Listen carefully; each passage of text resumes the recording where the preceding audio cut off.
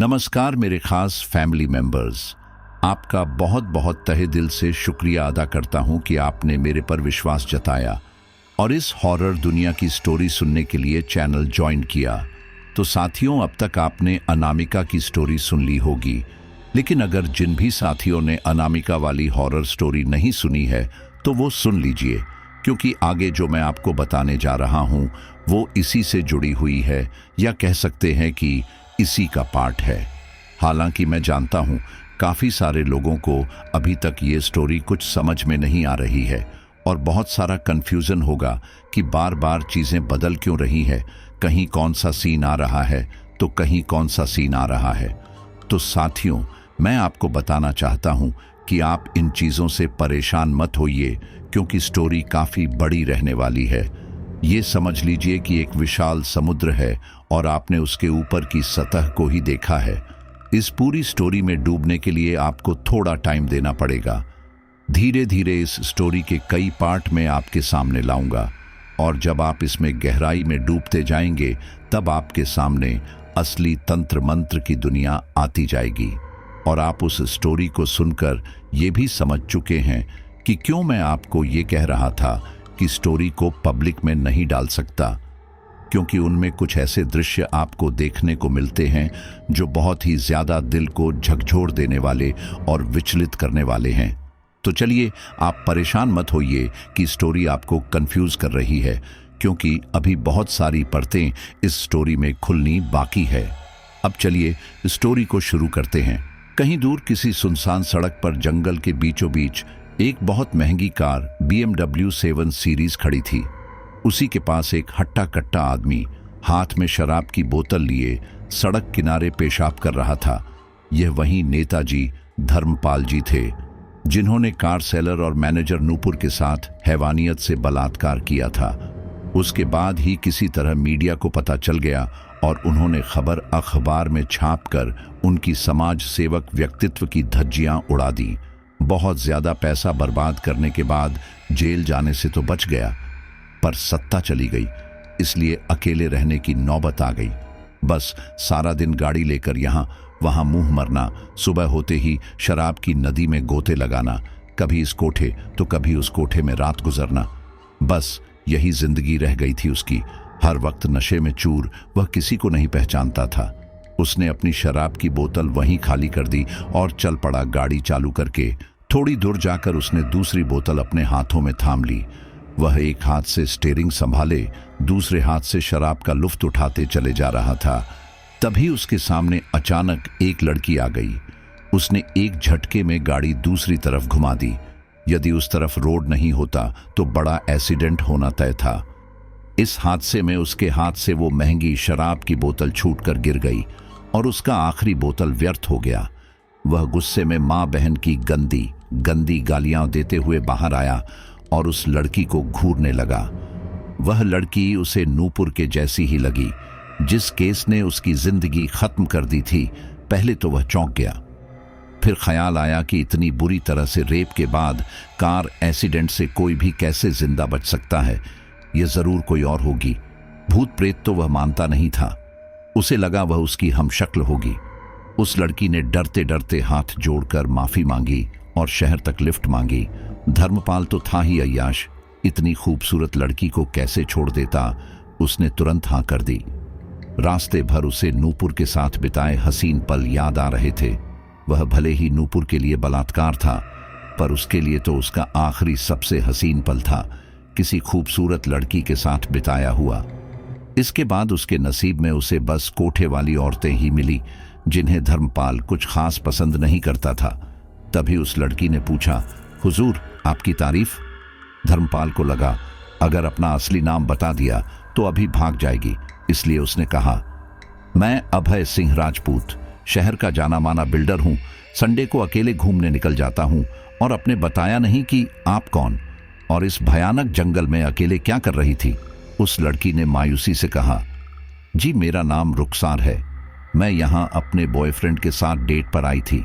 उसने रात भर मेरे जिस्म से अपनी तड़प बुझाई और जब मैंने निकाह की जिद की तो लड़ने झगड़ने लगा और मुझे यहीं छोड़ गया। धर्मपाल कुटिलता से बोला, ये तो बहुत बुरा हुआ और मन ही मन खुश हुआ।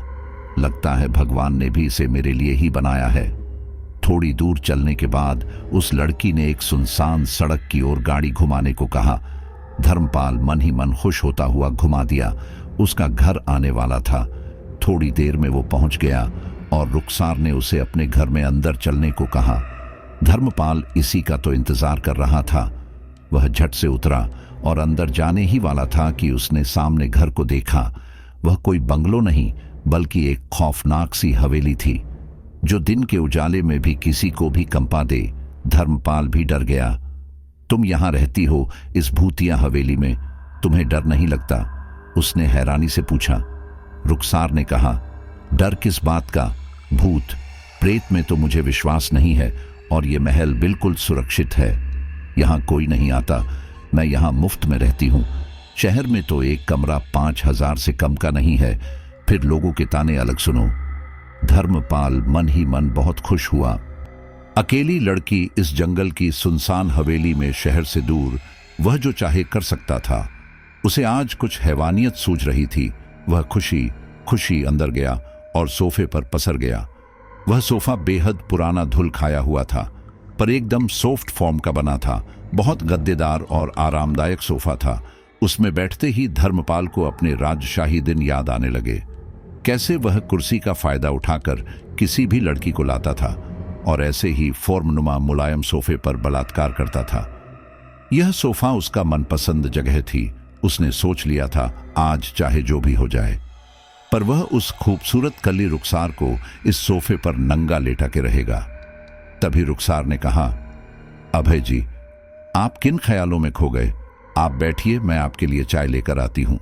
धर्मपाल अंतर्मन से बाहर आते हुए बोला, जी जरूर, क्यों नहीं। सुबह का वक्त है, गर्मा गर्म चाय मिल जाए तो क्या कहने। रुखसार चली गई। धर्मपाल अकेले महल के हॉल में बैठा हवेली की दीवारों को घूरे जा रहा था। मन ही मन खुश था। आज इतने दिनों बाद उसकी जिंदगी में खुशी लौट आई थी। उसने मन ही मन सोच लिया कि जो गलती नूपुर के समय की थी वो आज नहीं करेगा, बल्कि रुखसार का मन भरने तक यही जो करना है करेगा। उसके बाद जिंदा जला के भाग जाएगा और किसी को कानो कान खबर भी नहीं लगेगी। तभी रुखसार चाय लेकर आ गई। धर्मपाल वापस सोफे पर पसर गया और चाय की चुस्की लेने लगा। उसके ठीक सामने रुखसार भी एक कप चाय लेकर बैठ गई। धर्मपाल बड़े गौर से चाय की चुस्की लेते उसके गुलाब की पंखुड़ियों के समान कोमल होठों को देख रहा था। वह वाकई बहुत खूबसूरत थी। वह उस समय ओरल सेक्स की सोच रहा था। चाय खत्म करते ही उसने कहा, जी आप बुरा ना माने तो मैं यही नहा लूं। वो उस कार एक्सीडेंट में मेरे हाथ में जो शराब की बोतल थी, उसमें से पूरी शराब मेरे ऊपर ही गिर गई। मुझे बहुत गंदा लग रहा है। रुखसार ने कहा, जी जरूर, आप नहा सकते हैं। बल्कि मैं तो कहती हूं आप दोपहर का लंच भी यहीं कर लीजिए मेरे साथ, अगर आपका कुछ खास प्लान नहीं हो। धर्मपाल खुशी से बोला, ठीक है रुखसार जी, जैसा आप चाहें, मैं यहीं रुक जाता हूं। रुखसार ने कहा, चलिए मैं आपको बाथरूम दिखाती हूं। धर्मपाल उसके पीछे पीछे दुम हिलाता किसी कुत्ते की तरह चल पड़ा। एक पुराने दरवाजे के सामने रुखसार खड़ी हो गई और कहा, जी यहीं बाथरूम है, आप नहा लीजिए। धर्मपाल ने अपनी जेब से कार की चाबी निकालकर रुखसार को देते हुए कहा, जी मेरी कार में एक छोटा सा बैग है, आप वो लाकर देंगी। उसमें मेरे कपड़े और टोवेल आदि हैं। रुखसार ने कहा, जी जरूर, मैं अभी आती हूं, कहती हुई चाबी लेकर चल पड़ी। धर्मपाल शैतानी मुस्कान के साथ बाथरूम में घुसा और अंदर का नजारा देखकर ज्यादा खुश नहीं हुआ। वह एक बहुत गंदा सा पुराना बाथरूम था। उसे बेकार लगा। वह एक बड़ा बाथरूम था जिसकी हर चीज में धूल की परत और काई जमी हुई थी। बस एक बाथटब साफ था। उसे देखकर धर्मपाल सोचने लगा, हो ना हो ये हुस्ने मलिका यहीं पूरी नंगी होकर नहाती होगी। उसने मन ही मन ठान लिया कि वो जैसे ही कार में से कपड़े लेकर आएगी, मैं उसे अंदर खींचकर दरवाजा बंद कर दूंगा। पहला सेक्स इसी भव्य बाथरूम में होना चाहिए, इसी बाथटब में। बाकी फिर बाद में बालों से घसीटते हुए हॉल के सोफे पर ले जाकर और पेलूंगा। इसी शैतानी हंसी के साथ उसने बाथटब में पानी भरना चालू कर दिया। तभी रुखसार ने आकर दरवाजा खटखटाया। जी धर्मपाल जी, मैं आपका बैग लेकर आ गई, दरवाजा खोलिए। धर्मपाल मन ही मन खुश होकर बोला, भाई धर्मपाल, सब तैयार है, बस शिकार पर झपट पड़। बाहर रुखसार दरवाजा खटखटा रही थी। धर्मपाल जी, मैं आपका बैग ले आई, दरवाजा खोलिए। इधर धर्मपाल किसी भूखे शेर की तरह उस पर झपटने के लिए तैयार बैठा था। वह दरवाजे से लगी दीवार के किनारे खड़ा हो गया और धीरे से दरवाजे की कुंडी खोल दी। रुखसार अंदर आ गई और धर्मपाल को अंदर ढूंढने लगी। वह बाथरूम किसी होल जितना बड़ा था। तभी एक धम की आवाज आई और रुखसार ने चौंक कर पीछे देखा। दरवाजे पर धर्मपाल खड़ा था, जो दरवाजा बंद करके उसकी ओर शैतानी खुशी से चलने लगता है। रुखसार डरने लगती है और घबराई सी कहती है, धर्मपाल जी, ये आप क्या कर रहे हैं? धर्मपाल कुटिलता से मुस्कुराते हुए कहता है, तुम्हारे साथ सुहागरात मनाने की तैयारी। छोरी, मेरे साथ आ जा। आज भी धर्मपाल के पास धर्म से कमाया सत्यता ना सही, पर दौलत बहुत है, रानी बनाकर रखूंगा तुझे। रानी। वह रुखसार की ओर बढ़कर उसे अपनी बाहों में जकड़ लिया और चूमने चाटने लगा। रुखसार के हाथ में मौजूद बैग नीचे गिर गया। धर्मपाल को लगा कि अब ये रोएगी, चिल्लाएगी, पर उसके विपरीत वह जोर जोर से शैतान की तरह हंसने लगी। उसकी वह डरावनी हंसी खाली होलनुमा बाथरूम में गूंजकर और भी भयानक लगने लगी। उसकी इस अप्रत्याशित प्रतिक्रिया से धर्मपाल हैरान रह गया। उसे कुछ समझ नहीं आ रहा था कि इस अवस्था में जब हर लड़की रोती चिल्लाती है, यह अजीब सी हंस क्यों रही है। तभी उसकी नजर रुखसार के पैरों की तरफ पड़ी और उसकी चीख निकल गई। रुखसार के पैर अपने आप 99 डिग्री में घूमे हुए थे और उसकी एड़ी सामने और पंजे पीछे की ओर थे। देखते ही देखते दूसरा पैर भी मुड़ गया। धर्मपाल चीखता हुआ उससे अलग होकर उसके चेहरे को देखकर मां कह उठा। उसका पूरा चेहरा जैसे आग में झुलस गया हो, उसकी आंखें जैसे अंगार हों। धर्मपाल के पैर उसके भार उठाने में असमर्थ होने लगे और वह लड़खड़ाकर गिर पड़ा। पूरा बदन किसी सूखे पत्ते की तरह कांपने लगा। उसका भय से कलेजा मुंह को आने को था। तभी उसके हाथ में उसका वह बैग लगा जो रुखसार उसकी कार से लाई थी। उसमें वह हमेशा एक रिवॉल्वर छिपा के रखता था। इस समय भी उसका दिमाग काम करने लगा और उसने उस बैग से रिवॉल्वर निकलकर अपने कांपते हाथों में थाम ली और लड़खड़ाती जुबान से तुतलाया सा कहा, पास मत आना वरना गोली मार दूंगा। उस साए को गोलियों का जैसे कोई डर ही ना हो, वह उसकी ओर बढ़ने लगी। वह चलती हुई और भी भयानक लग रही थी। धर्मपाल ने सभी 6 की 6 गोली उसके सीने में उतार दी। उसके बदन से खून की धार छूट पड़ी, जिससे उसका सफेद अनारकली सूट लाल रंग में तब्दील हो गया, लेकिन उस पर असर जैसे कुछ हुआ ही नहीं। यह देखकर धर्मपाल समझ गया कि ये कोई चुड़ैल या डायन है जो फिल्मों में दिखाते हैं। अब उसे रुखसार के रूप में साक्षात यमराज के दर्शन होने लगे। उसे अपने आप पर ही अफसोस होने लगा कि वह वासना में आंधा होकर जंगल के सुनसान इलाके में मौजूद जर्जर हवेली में आया ही क्यों। कौन लड़की भला यहाँ अकेली रह सकती है। वह उसके आगे हाथ जोड़ता है। मुझे छोड़ दो, मैंने क्या बिगाड़ा है तुम्हारा। वह साया हंसते हुए कहती है, तुम मुझे नहीं जानते धर्मपाल, पर मैं तो तुम्हें वर्षों से जानती हूँ। तुमने बहुत सी लड़कियों से अपनी जिस्म की प्यास बुझाई है। आज ये अनामिका अपनी प्यास तेरे खून से बुझाएगी। कुदरत का इंसाफ है ये धर्मपाल। धर्मपाल चिल्लाया, कौन अनामिका? मैंने तो आज से पहले इसका नाम नहीं सुना। हो कौन तुम? रुखसार कह उठती है। अनामिका स्वयं एक शैतान और इंसान की पुत्री है, जिसने जन्म लिया है तुम्हारे जैसे दरिंदों को सबक सिखाने के लिए। यह कहकर उसने धर्मपाल की गर्दन अचानक पकड़ी और उसे किसी गेंद की तरह हवा में उछाल दिया। वह जोरदार आवाज के साथ नीचे गिर पड़ा। फिर उस साए ने बड़ी बेरहमी से एक पैर पकड़ा और घुमा के दीवार की ओर फेंका। वह किसी मोम के पुतले की भांति उड़कर दीवार से टकराया और वॉश बेसिन में गिर पड़ा, जिससे वह टूट गया और धर्मपाल के माथे से रक्त की धार छूट पड़ी। अब वह समझ चुका था कि उससे लड़ना उसकी औकात के बाहर है। वह उठा और लड़खड़ाते कदमों से भागने लगा। वह जैसे ही मेन दरवाजे पर पहुंचा, दरवाजा अपने आप बंद हो गया। उसके बाद उस होल में मौजूद तस्वीरें घूमने लगीं। छत की मुंडेर पर बंधा चिराग जलने बुझने लगा। रुखसार धीरे धीरे उसकी ओर बढ़ने लगी। वह चलती हुई और भी भयानक लग रही थी। वह सीधे चल रही थी। पर उसके पैर उलटे चल रहे थे।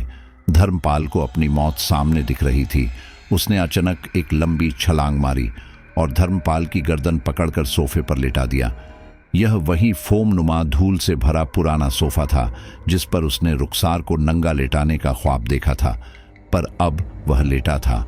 उसकी गर्दन उस चुड़ैल के हाथों में थी। धर्मपाल तड़प रहा था अपने आप को छुड़ाने के लिए और वह उसकी छाती पर पैर उलटे मोड़कर बैठी थी। उसके पैर धर्मपाल के सर के पास थे। यह भयानक दृश्य किसी के भी रोंगटे खड़े करने के लिए काफी थे। तभी वह चुड़ैल झटके से बैठ गई और पूछा, बता, उन मासूम लड़कियों ने तुम्हारा क्या बिगाड़ा था? क्यों किया तुमने ऐसा? उस पर खांसता हुआ धर्मपाल बोला, मैं तो बस उनसे शादी करना चाहता था, ऐसे तो नहीं मानती, इसलिए ये किया। वैसे भी औरत का तो जन्म ही हुआ होता है मर्द की प्यास बुझाने के लिए, तो मैंने ऐसा भी क्या कर दिया? उसकी बात सुनकर रुखसार गुस्से में बौखला उठी और कहने लगी, औरत का जन्म अगर किसी मर्द की प्यास बुझाने के लिए हुआ है तो तुम्हारे जैसे दरिंदे का जन्म भी अनामिका की प्यास बुझाने के लिए ही हुआ है। इसी के साथ ही उसने एक पंजा मारा जिससे उसके पैने नाखून के निशान धर्मपाल के गालों पर छप गए और वह मारे दर्द के चीख उठा। फिर उस साये ने धर्मपाल के सभी कपड़े चिड़ फाड़ कर फेंक दिए। ऐसा करते हुए धर्मपाल की कोमल गोरी पीठ पर कई और नाखून के भयानक जख्म बन चुके थे। अब धर्मपाल उस साये के सामने नग्न अवस्था में कलाप रहा था। धर्मपाल मारे दर्द के चीख चिल्ला रहा था। रुखसार अनामिका की आवाज में चिल्ला उठी, याद कर धर्मपाल, जब तूने अनगिनत लड़कियों के जिस्म से कपड़े फाड़े थे वे भी ऐसी ही चीखी चिल्लाई होंगी। अब मैं तुम्हें एहसास करवाती हूं कि जब किसी लड़की के साथ रेप किया जाता है तो वह किस तकलीफ से गुजरती है। इसके बाद धर्मपाल हाथ जोड़कर गिड़गिड़ाने लगा कि भगवान के लिए मुझे छोड़ दो, मुझे मेरे किए की सजा मिल चुकी है। अनामिका हंसते हुई बोल उठी कि अभी मेरा बदला पूरा कहाँ हुआ है धर्मपाल। उसके बाद उसने अलमारी में से एक डील्डो जो प्लास्टिक का लिंग होता है उसे निकाला और उसे अपनी कमर पर बांधकर धर्मपाल पर टूट पड़ी। उसने उसी फोम वाले पुराने सोफे पर उसे नंगा लेटाया जहां वह उसे लेटाना चाहता था और उसका पीछे से रेप करने लगी।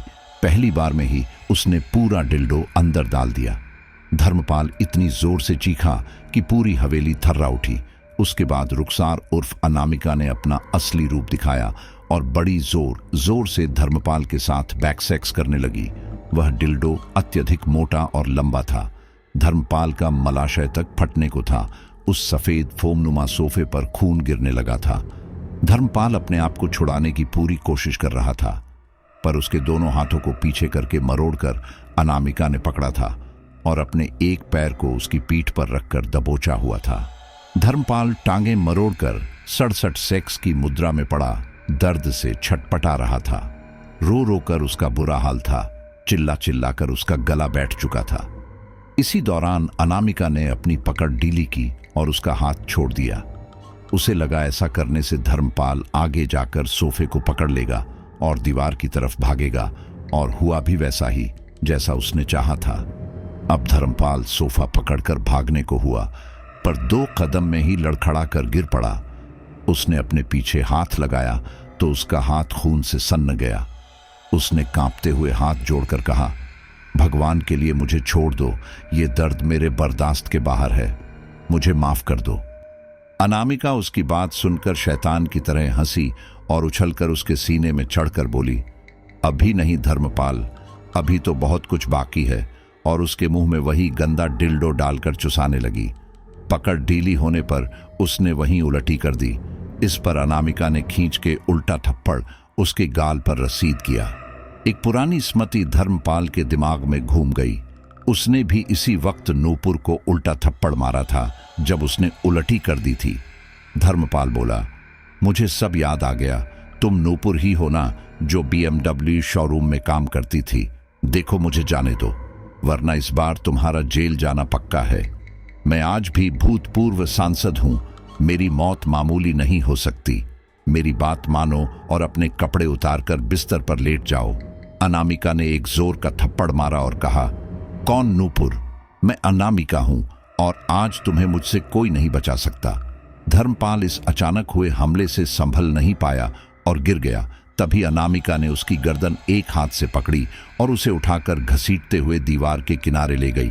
उसके बाद दीवार पर खड़ा करके उसके साथ जोर जोर से रेप करने लगी। वह अब मारे दर्द के सर से पांवों तक कांप उठा और मिन्नतें करने लगा कि मुझे छोड़ दो। अब उसे दिल से पश्चाताप होने लगा कि उसने जाने अनजाने में किसी मासूम लड़की को कितना दर्द दिया होगा। तभी नूपुर ने उसकी पीठ को चूमना चालू किया और अचानक धर्मपाल अपनी पूरी ताकत से चीख पड़ा। उसने अपने पैने दंत धर्मपाल की पीठ में काफी गहराई में गाड़ दिए। फिर एक पूरा मांस का टुकड़ा खींचकर बाहर निकला और नीचे थूक दिया। धर्मपाल झटके से उससे अलग होकर उसकी ओर मुंह करके खड़ा हो गया। उस मांस के टुकड़े पर धर्मपाल की नजर पड़ी और वह भय से अपना दिल पकड़ के बैठ गया। वह उसे घूरे जा रहा था। अभी वह संभला भी नहीं था कि अनामिका ने उसे अपनी बाहों में जकड़ लिया और उसके होठों को चूमने लगी। अचानक फिर धर्मपाल खून के आंसू बहाते हुए रो पड़ा। उसने अपने पैने दंत धर्मपाल के होठों के आसपास गड़ा दिए और खींचकर अपना मुंह अलग किया। धर्मपाल के मुंह से रक्त की धार छूट पड़ी और अनामिका का मुंह भी धर्मपाल के खून से सन चुका था। उसने पहले की ही भांति पुनः थूका और धर्मपाल के दोनों होठ जमीन पर बेजान पड़े नजर आने लगे। अब धर्मपाल चीख चीख कर रोने लगा था। उसके मुंह से दांत दिख रहे थे। तभी अनामिका ने उसको गर्दन से पकड़ा और डाइनिंग टेबल पर फेंक दिया। धर्मपाल सीधे औंधे मुंह डाइनिंग टेबल पर गिर पड़ा। उसके बाद अनामिका उसके पीछे आ गई। उसने धर्मपाल के हाथों को पहले की ही तरह मरोड़कर पीछे से पकड़ा और फिर अपना एक हाथ धर्मपाल के पीछे डालने लगी। अब धर्मपाल का चीख चीख कर बुरा हाल था। उसके गले की स्वर तंतु फट चुकी थी। गले से खून आने लगा था जो मुंह के खून से मिलकर टेबल पर गिर रहा था। उसका हाथ एक शैतान अनामिका का हाथ था जो उसे किसी गर्म लोहे जैसा महसूस हो रहा था। अंदर वह बराबर अपने पैने नाखून से उसके आंतरिक भागों को नोचती खसोटती जा रही थी।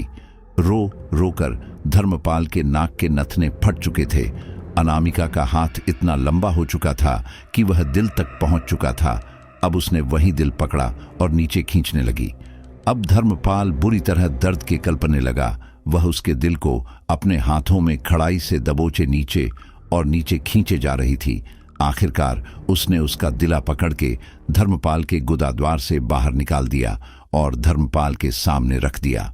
उसने इस भयानक दृश्य को एक पल देखा कि उसका दिल उस चुड़ैल के रक्त रंजीत हाथों में है और अब भी धड़क रहा है। फिर अपनी सांसें हमेशा के लिए बंद कर ली। सुबह का समय एक आईपीएस की गाड़ी जंगल की सुनसान सड़क पर दौड़ रही थी। सामने 2 पुलिस की गाड़ी भी थी। गाड़ी तेजी से दौड़ती जा रही थी। तभी वे लोग एक पुरानी हवेली के पास रुके। यह एक पुरानी भूतिया हवेली थी। सभी गाड़ियां अंदर जाने लगीं। तभी एक हट्टे कट्टे पुलिस ऑफिसर इंस्पेक्टर कदम्ब ने आईपीएस की गाड़ी का दरवाजा खोला और पूरे अदब से उन्हें घटना स्थल पर ले जाने लगा। अंदर का माहौल बेहद भयानक था। फोम नुमा सोफे पर ढेर सारा खून लगा था और दीवार के पास एक बड़ा मांस का टुकड़ा और होंठ खून से सने पड़े हुए थे जिसमें मक्खियां भिन भिना रही थीं। वहीं सामने की डाइनिंग टेबल पर एक लाश पड़ी थी जिसकी टांगें खून से लाल हो चुकी थीं और वह पैर नीचे करके औंधे मुंह पड़ा था। उसकी आंखें खौफ से बाहर आ चुकी थीं और वहीं टेबल पर उसका दिल पड़ा था। उस आईपीएस ने अंदर जाके सीधे उल्टी कर दी। फिर सभी को काम समझाने लगी। तभी उसे कुछ खुशफूस सुनाई दी। उसने कान लगाकर सुना। 2 हवलदार बात कर रहे थे। पहला बोल रहा था, तुझे पता है इसी धर्मपाल ने आईपीएस बनने से पहले मैडम का बुरी तरह से रेप किया था, पर इस धर्मपाल ने पैसे देकर ना सिर्फ जज बल्कि मैडम के वकील को भी खरीद लिया। बस फिर क्या था बाइज्जत बरी। मैडम तो सदमे से पागल हो गई थी। उसके बाद लंबे समय तक इन्हें यहाँ किसी ने नहीं देखा। आज देख रहे हो आईपीएस अधिकारी बनकर वापस आई हैं। दिल से खुशी हो रही है। दूसरा बोला, बाप रे बाप, ऐसा हुआ था। वैसे मैडम को तो इसकी मौत देखकर दिल से खुशी हुई होगी। कहीं ऐसा तो नहीं इनका खून हमारी मैडम ने किया हो। वहीं खड़े होकर ध्यान से नूपुर उन दोनों की बातें गौर से सुन रही थी। उसे याद आने लगा उसका अतीत। कैसे धर्मपाल सारे सबूत होने के बाद भी बाइज्जत बरी हो गया और वह खून का घूंट पीकर रह गई। उसके बाद वह दिल्ली चली गई, जहां कविता जी ने उसका दिमागी इलाज करवाया और यूपीएससी कोचिंग भी भेजा, क्योंकि उसे जीने के लिए नए सपने की जरूरत थी। उसने वहां अपनी जान लगा दी और आज आईपीएस बनकर वापस लौटी थी। वह गुस्से में बौखला उठी और सीधा उन दोनों हवलदारों के सामने जाकर बरस पड़ी। तुम्हें क्या लगता है यह सब मैंने किया है? हाँ, एक काम क्यों नहीं करते? मुझे ही हथकड़ी लगाकर ले जाओ। उन दोनों ने कांपते हुए उसके पैर पकड़े और माफी मांगी। उसके बाद नूपुर सीधे गाड़ी में बैठकर वहां से चल दी। दोनों ने चैन की सांस ली और पानी पिया। दोनों के मुंह से निकला, आज तो बाल बाल बचे। शाम का समय था। मिस कविता सोफे पर बैठकर आराम से चाय पी रही थी कि तभी नूपुर की गाड़ी उनकी हवेली में दाखिल हुई। कविता ने एक नजर गाड़ी को देखा और मन ही मन खुश हो उठी। उन्हें नूपुर को एक आईपीएस अधिकारी की वर्दी में देखकर दिल से खुशी होती थी। उन्होंने सीधे नूपुर को गले से लगाकर पूछा, कहाँ गायब हो गई थी कल सुबह से? मैं कितना परेशान थी। नूपुर ने आश्चर्य से उन्हें देखकर पूछा, कल सुबह से? कविता जी ने नजरें फेर ली, जैसे अपनी आंखों में बसी सच्चाई को छिपा रही हो। उसने हकलाते हुए कहा, बस ऐसे ही लगा, जैसे बहुत समय से तुम्हें नहीं देखा और कुछ नहीं। नूपुर ने हंसते हुए कहा, आप भी ना। वैसे आपको पता है, उस दरिंदे आदमी धर्मपाल के साथ किसी ने भयानक हैवानियत की और उसे मार डाला। उसका दिल टेबल पर पड़ा था। नूपुर पैरों को जूतों की कैद से रिहा करते हुए बताने लगी। कविता को उसकी मौत से जितनी खुशी हुई वह बता नहीं सकती थी। उसने कहा, अच्छा हुआ उस दरिंदे को एक न एक दिन अपने किए की सजा तो भुगतनी ही थी। नूपुर ने उनके पास आकर उनका हाथ थाम लिया। कविता जी को उनकी बेटी की याद आने लगी। आंखों से अश्क छलक आए। उसके बाद कविता जी आराम से बैठ गई और नूपुर नहाने चली गई। जब नूपुर के साथ भी हैवानियत हुई थी तो कविता जी ने ही उसे संभाला था। उसके परिवार वालों ने तो देखा भी नहीं, बल्कि उल्टे उस पर इल्जाम लगाया कि वह खुद धर्मपाल के पैसे देखकर उसे फंसाना चाहती थी। जब केस हार गई तो कविता जी ने उसे दिल्ली भेज दिया पढ़ने के लिए और मानसिक इलाज के लिए। तब से नूपुर उसके साथ ही रहती थी, उसकी बेटी की तरह। रात के करीबन 9 बजे रहे थे। नूपुर खाना खाकर कविता के गोद में सर रखकर सो रही थी और मिस कविता टीवी पर अपना कोई पसंदीदा सीरियल देख रही थी। अक्सर मिस कविता उसे अपनी गोद में सर रखकर सुलाती थी। जब उसके साथ धर्मपाल ने रेप किया था तो शारीरिक चोट से ज्यादा मानसिक चोट पहुंची थी। वह रातों को उठकर पागलों की तरह चिल्लाती थी, मुझे छोड़ दो, मुझे बचा लो। कई कई बार घर से भाग जाया करती थी। मिस कविता उसे अपने बिस्तर सुलाती थी और उसके पैर का अंगूठा एक रस्सी से अपने पैर में बांधती थी कि वो रात में कहीं भाग ना जाए। इसी दौरान मिस कविता को उससे इतना स्नेह हो गया मानो उसकी बेटी लौट आई हो। वह उसे हमेशा सीने से लगा के रखती थी, उसे अपने हाथों से नहलाती और उसके बाल बनाती थी। नूपुर को भी जैसे मिस कविता के रूप अपनी मां वापस मिल गई हो, वह भी दिल से उसकी हो चुकी थी। अक्सर काम से वापस आने के बाद वो मिस कविता की गोद में सर रखकर किसी छोटी बच्ची की तरह सो जाया करती थी। यह उसकी जिंदगी का सबसे पसंदीदा काम था। वह आज भी यही कर रही थी कि तभी उसका फोन उसके आराम में खलल बनते हुए बज उठा। उसने फोन उठाया और लगभग 2 मिनट कान से लगा के सुनने के बाद बस इतना कहा, ठीक है, मैं आ रही हूं। फिर मिस कविता से कहा, मां, हेड ऑफिस से फोन था, जंगल में फिर 2 लड़कियों की भयानक लाश मिली है। मुझे अभी वहां जाना होगा। और उठकर 2 मिनट में कपड़े बदलकर गाड़ी की चाबी उठाई और निकल पड़ी। कविता जैसे सुन्न पड़ गई हो, मन ही मन कह रही हो, हे भगवान, फिर किसी मां की फूल सी बच्ची को किसी हैवान ने रौंद डाला। पता नहीं यह सब कब खत्म होगा। उसकी आंखों में उसकी सगी बेटी की खून से सनी क्षत विक्षत लाश एक बार फिर नजर आने लगी। वह सोफे पर बैठकर बिलख पड़ी और दीवार पर टंगी बेटी की तस्वीर देखकर फूट फूट कर रोने लगी। रात का समय, काली अंधेरी रात, जंगल की खामोशी और जैसे हवाओं में एक बुरा साया हो। इसी खामोशी को चीरती हुई नूपुर इनोवा क्रिस्टा लेकर सड़क पर दौड़ा रही थी। उसकी कार एक सामान्य चाल से सड़क पर चली जा रही थी। सड़क सुनसान था। दूर दूर तक ना कोई इंसान, ना ही जानवर की मौजूदगी। पर रह रहकर उसे पुराने स्कॉर्पियो वाला एक्सीडेंट याद आता था और वह सहमी सी चले जा रही थी।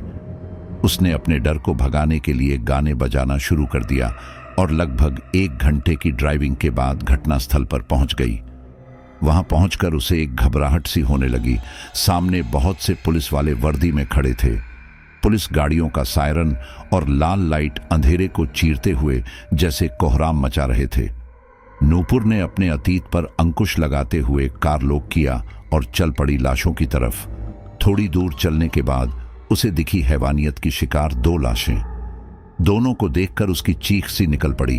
वो काफी भयानक लग रही थी। उनमें से एक की लाश एक 20 से 22 साल की जवान लड़की की थी, जिस पर हैवानियत से कोड़े बरसाए गए थे। उसकी खूबसूरत गोरी चमड़ी पर अनगिनत गहरे कोड़े के निशान थे। उसकी खाल उतर चुकी थी, नाक के नथने फटे हुए थे, जिन्हें देखकर अंदाजा लगाया जा सकता था कि वह कितना चीख चीख कर रोई होगी। उसी के बगल में एक बूढ़ी की अधजली लाश थी। वह 80% झुलस चुकी थी। उसकी चमड़ी और मांस तक जल चुके थे। अंदर की हड्डियां दिखाई दे रही थी। उसका चेहरा भी झुलस गया था, जिनके जख्म से दंत बाहर झांक रहे थे। वह किसी चुड़ैल से कम डरावनी नहीं लग रही थी। नूपुर ने कहा, सबसे पहले दोनों लाशों को ढको और हॉस्पिटल फोन करो। मुझे इनके बारे में सब कुछ कल की कल चाहिए। ये लोग कौन थे और उनकी पोस्टमार्टम रिपोर्ट, समझे? वहीं खड़े इंस्पेक्टर कदम्ब ने जोश के साथ कहा। यस, मेम साफ साफ दिख रहा था। उसका दिल कर रहा था कि इतनी बुरी हैवानियत करने वाले शख्स को जल्दी से जल्दी पकड़कर मजा चखाने को मरा जा रहा था। नूपुर वापस गाड़ी में बैठ गई और मायूस सी हो गई। साफ दिख रहा था कि इस घटना ने उसे झकझोर कर रख दिया था। वो लगभग आधे घंटे तक ऐसी ही बैठी रही। तभी किसी ने दरवाजा नोक किया और उसकी तंद्रा टूटी। उसने घबरा के कांच नीचे किया। बाहर इंस्पेक्टर कदम्ब खड़ा था। उसने कहा, मेम, आप मुझे ठीक नहीं लग रहे। अगर आपको एतराज ना हो तो क्या मैं आपको छोड़ दूं? नूपुर ने पहले तो इनकार किया, पर बाद में मान गई। उसे भी शायद इस वक्त किसी की जरूरत थी। नूपुर सामने बगल वाली सीट पर बैठ गई और कदम्ब को कार चलाने को कहा। उसने अपने एक कांस्टेबल को अपनी जीप लेकर पीछे आने को कहा और कार दौड़ा दी। रास्ते भर नूपुर अपने अतीत में खोई हुई गुमसुम बैठी रही और कदम्ब उसकी खूबसूरती को एकटक घूरे जा रहा था। वह मन ही मन उसे चाहने लगा था। उसकी ढेर सारी पुरानी तस्वीरें उसने अपने मोबाइल में छिपा रखी थी। वह सभी फोटोज उसके साथ रेप होने के पहले की थी। उसके बाद तो उसने जैसे सोशल मीडिया से दूरी बना ली थी। कदम्ब उसे चाहता तो था, पर उसे समझ नहीं आ रहा था कि कैसे वो उसे अपने दिल की बात बताए। एक तो वह ओहदे में उसकी बोझ थी, ऊपर से एक रेप विक्टिम जो अब शायद ही किसी मर्द पर भरोसा कर पाएगी। इसी उधेड़बुन में चले जा रहे थे कि नूपुर का घर आ गया। उसने कार अंदर पार्क की और बेल बजाने ही वाला था कि कविता जी ने सामने से दरवाजा खोला और नूपुर का हाथ थामकर पूछा, तुम ठीक तो हो? नूपुर ने बस हाँ में सर हिला दिया। बाकी कविता भी जानती थी कि इस घटना ने उसे फिर एक बार दिमागी तौर पर हिला दिया था। उन्होंने कदम्ब को नूपुर को घर छोड़ने के लिए धन्यवाद किया और नूपुर को लेकर अंदर चली गई। कदम्ब एक तक देखता रह गया और उसके बाद अपनी जिप्सी में बैठकर चलता बना। वहीं कहीं बहुत दूर एक आलीशान से घर के किसी खूबसूरत से कमरे में बिस्तर पर डूबी एक खूबसूरत लड़की सहमी सी गुमसुम बैठी थी। तभी उस कमरे का दरवाजा खुला और पायल कहते हुए उसकी मां ममता अंदर आ गई। वह अचानक उसे देखकर सहम गई। ममता धीरे से उसके पास आई और उसका माथा चूमते हुए बोली, क्या बात है बेटा? जब से तुम वहां से लौटी हो गुमसुम और दुखी ही रहती हो। क्या कॉलेज में कुछ हुआ है? क्या किसी ने कुछ कहा है या एग्जाम में फेल हो गई हो? अगर कुछ भी ऐसा है तो मुझे बता सकती हो। पायल उनके गले लग के अपने आंख में अश्क छुपाते हुए बोली, कुछ नहीं माँ, बस मेरी तबीयत कुछ ठीक नहीं है। ममता भी एक डॉक्टर थी। उसने झट से उसकी कलाई पकड़ी और नब्ज चेक करते हुए कहा, तुम्हें कुछ नहीं हुआ है, बस तुम सारा दिन यही कमरे में कैद रहती हो, इसलिए मानसिक तौर पर थक चुकी हो। जाओ अब जल्दी से उठो और कहीं घूमने जाओ। आज के लिए हमारे घर की सबसे महंगी कार रोल्स रॉयस घोस्ट तुम्हारी। उस कार का नाम सुनते ही पायल घबरा गई। उसे गजराज की गाड़ी और उसकी पिछली सीट पर पीठ उसकी ओर किए घुटनों के बल बैठी दिशा याद आने लगी। उसने घबरा कर कहा, नहीं नहीं माँ प्लीज, वो कार नहीं, मैं भले ऑटो से चली जाऊंगी। ममता ने हैरानी से पूछा, क्योंकि उसे अपने कानों पर यकीन ही नहीं हो रहा था। जो लड़की जब भी घर आती थी उसी कार में घूमने जाने की जिद करती थी, आज उसके नाम से भी क्यों घबरा रही थी। पायल फंस चुकी थी, अब क्या बोले। उसने कमरे में लगी लाइट को देखते हुए सोचकर कहा, वो यहां आने से पहले मेरी कार का एक छोटा सा एक्सीडेंट हो गया था, मैंने उसे शोरूम छोड़ा है, बस इसलिए। ममता ने उसके गाल पर हाथ फेरते हुए कहा, भगवान का शुक्र है तुम्हें कुछ नहीं हुआ, वैसे हादसे तो होते रहते हैं, उसे भूल जाओ और कार लेकर जाओ अभी। पायल अनमने मन से उठी और बाथरूम का दरवाजा लॉक करके सोचने लगी, जाऊं या नहीं। उसे लगा अगर नहीं गई तो उसकी मां परेशान हो जाएगी और उसे पूछती ही रहेगी कि क्या हुआ, इसलिए चले जाना चाहिए, वैसे भी इतनी दूर थोड़ी न गजराज पहुंच जाएगा। ऐसा सोचकर वह उठी और खूबसूरत सा लाल रंग का शर्ट और नीली जीन्स पहनी। फिर कार की चाबी उठाकर चल पड़ी।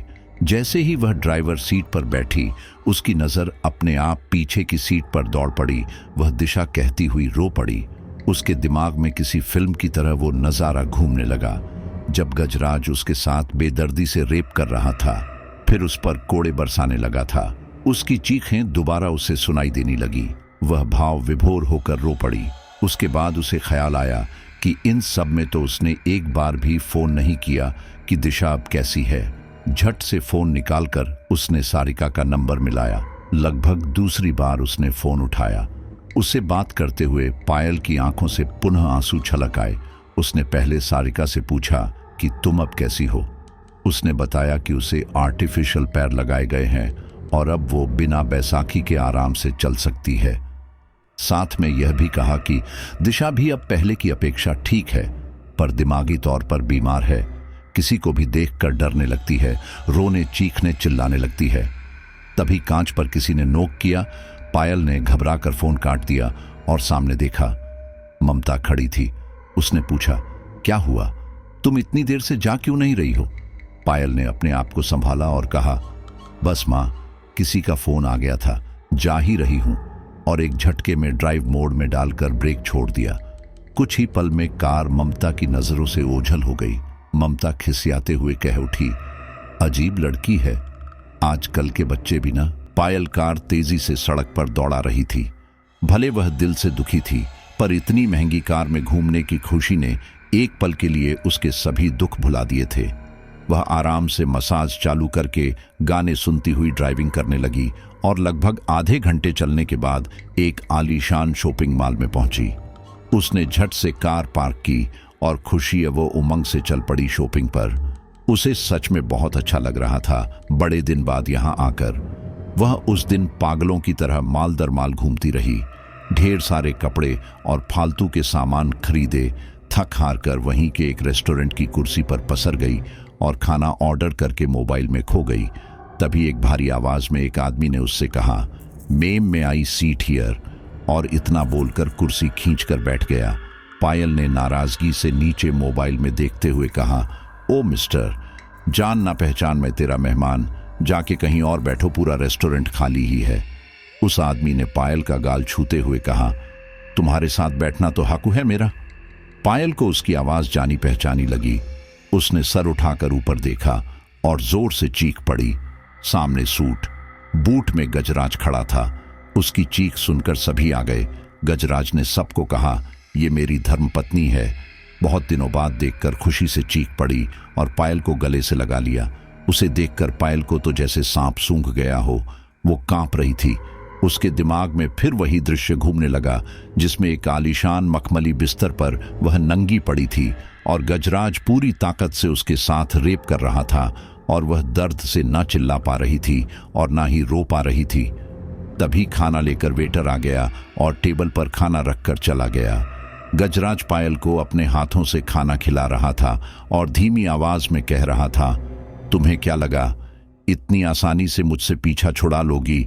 शादी की है तुमसे, तुम्हें मेरे साथ तो चलना ही पड़ेगा। और ये जो तुमने गलती की है ना, जल्दी जल्दी खाना खत्म करके होटल चलो, बताता हूं, उसके बाद ले जाऊंगा तुम्हें हमारे घर। पायल उसकी बात सुनकर रो पड़ी और कहा, देखिए, मैं किसी को कुछ नहीं बताऊंगी। हम सभी तो अपना इलाज भी लुक छिप कर करवा रहे हैं, बस मुझे छोड़ दो। मैंने तुम्हारा क्या बिगाड़ा है? गजराज शैतानों की तरह हंसते हुए बोला, तुम अब मेरी पत्नी हो, तुम्हें यह रिश्ता मंजूर हो या ना हो, पर तुम्हें निभाना ही पड़ेगा। चुपचाप मेरी बात मान जाओ, वरना तुम तो जानती हो मेरी हैवानियत और तुम्हारे बाप की मेरे आगे हैसियत। खाना हो गया हो तो चलें। गजराज ने कस के उसकी कोमल कलाई पकड़ी और खींचते हुए ले गया। उसकी कार में उसे बैठाकर खुद ड्राइविंग सीट पर बैठकर गाड़ी हवा में उड़ाने लगा। थोड़ी देर में उनकी कार एक आलीशान होटल में आकर रुकी। Hotel blue diamond. गजराज ने हैवानियत से मुस्कुराते हुए कहा, तुम्हें पता है यह होटल किसका है? पायल खामोश रही। फिर उसने कहा, इतना आलीशान होटल तुम्हारे पति के अलावा और किसका हो सकता है? अब चलो अंदर। घर से भागने का बहुत शौक है ना, अच्छे से सबक सिखाता हूं। पायल रोती बिलखती उसके पैरों में गिर पड़ी, पर सब बेकार। वह उसकी कलाई पकड़ के खींचते हुए ले जा रहा था। वह होटल सच में गजराज का ही था, इसलिए उसे रोकने की हिम्मत किसी की नहीं हो रही थी, बल्कि सभी अदब से उसके आगे अपना शीश झुका रहे थे। आखिर गजराज एक बहुत बड़े दरवाजे के सामने रुक गया और चाबी से लॉक खोलकर पायल को बिस्तर पर पटक दिया।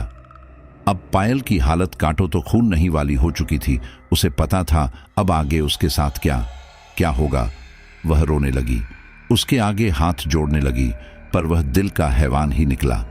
कुछ ही पल में उसने पायल के सभी कपड़ों को फाड़कर उसके जिस्म को कपड़ों की कैद से मुक्त कर दिया। अब एक किनारे पायल नंगी बैठी थी। उसके बाद तो वह उस पर किसी भूखे भेड़िए की तरह झपट पड़ा। पहले की अपेक्षा इस बार वह ज्यादा जोर शोर से रेप कर रहा था। पायल का चीख चीख कर गला बैठ गया था और वह बेहोश हो गई। जब होश आया तो उसने देखा वह पेट के बल नंगी पड़ी है और गजराज उसकी पीठ पर बेल्ट से मार रहा था। वह दोनों हाथों से तकिए को पकड़े लेती थी और हर वार को मां कहती हुई सही जा रही थी। गजराज ने उसे करीबन 50 बेल्ट मारे। उसके बाद कहा, बोल, अब भागेगी कभी?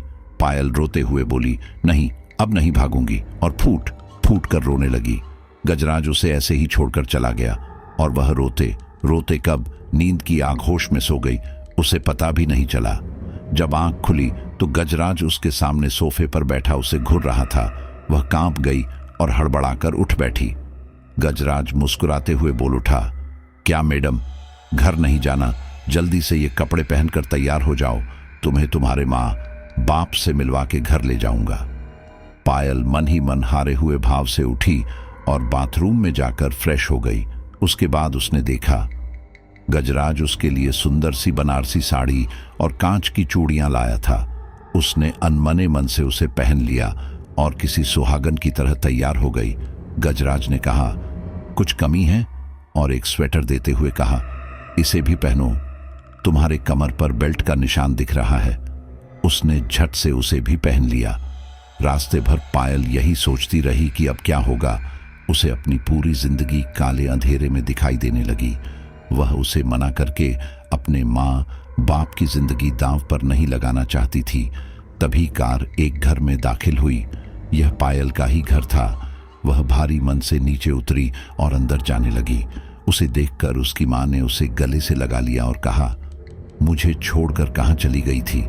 पता भी है कल रात से परेशान हैं हम दोनों। तभी उसकी नजर उसके कपड़ों पर पड़ी। उसने बहुत सुंदर सा सुहागन जोड़ा पहना था। फिर गजराज को देखा और गस्त खाकर गिर पड़ी। गजराज ने उसे अपनी बाहों में उठाया और अंदर ले जाकर बिस्तर पर सुलाया। तभी उसके पापा भी आ गए थे। उन्होंने सीधे पायल के गाल पर एक तमाचा जड़ दिया। पायल बिलख कर रो पड़ी। फिर जब उसे पता चला कि गजराज एक इंटरनेशनल कंपनी का मालिक है और एक अरबपति है, तो वह बहुत खुश हुआ।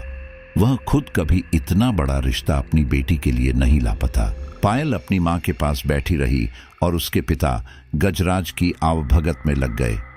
तभी पायल की माँ को होश आ गया। पायल उसे सब कुछ बताने ही वाली थी कि उसके बाप ने आकर उसकी मां को गले से लगा लिया और खुशी से नाचते हुए बताया कि उसका दामाद कौन है। पायल की मां को भी यकीन नहीं हो रहा था कि तभी पूरे घर में जोरदार मशीनी आवाज गूंजी।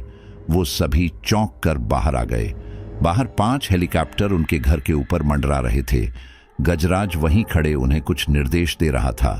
वह पायल के माँ बाप के पास आकर झूठी विनम्रता दिखाने लगा और बोलना शुरू किया, हमारी शादी तो कब की हो गई, क्योंकि आपकी बेटी का मानना था कि आप इस रिश्ते के लिए कभी नहीं मानेंगे, क्योंकि मैं आपके कुल का नहीं हूं। अतः अब मुझे और मेरी पत्नी को आज्ञा दीजिए। दोनों चकित भाव से उसे देखते रह गए। फिर पायल के पापा ने हाथ जोड़कर कहा, बेटा ऐसी कोई भी बात नहीं है, हमें तुम दामाद के रूप में स्वीकार हो, बस मेरी बेटी का ख्याल रखना। गजराज ने भी हाथ जोड़ते हुए जी जरूर कहा और फोन पर एक हेलीकॉप्टर को नीचे उतरने को कहा। थोड़ी देर में एक हेलीकॉप्टर उनके आंगन में खड़ा हो गया। वह एक नीले रंग का खूबसूरत सा और महंगा हेलीकॉप्टर था, जिसकी आभा देखते ही बनती थी। पायल ने अपनी मां को गले से लगाया और रोने लगी। शायद उसे यकीन था, पता नहीं अब कभी वो उन्हें देख पाएगी भी या नहीं। फिर अपने पिता से गले मिलने के बाद गजराज ने उसे पकड़कर हेलीकॉप्टर में चढ़ाया और दरवाजा बंद करते हुए हाथ हिलाकर बाएं कहा। उसके बाद हेलीकॉप्टर किसी भयानक जीव की तरह सिंघारते हुए ऊपर उठने लगा और कुछ ही पल में सभी हेलीकॉप्टर पायल के घर से ओझल हो गए। अब हेलीकॉप्टर में पायल गुमसुम सी कांच से नीचे झांक रही थी। उसने कभी सपने में भी नहीं सोचा था कि गजराज के पास हेलीकॉप्टर भी होगा। उसे भी मन ही मन अच्छा लगने लगा था। उसने मन ही मन सोचना चालू कर दिया, गजराज भी कोई बुरा पति नहीं है।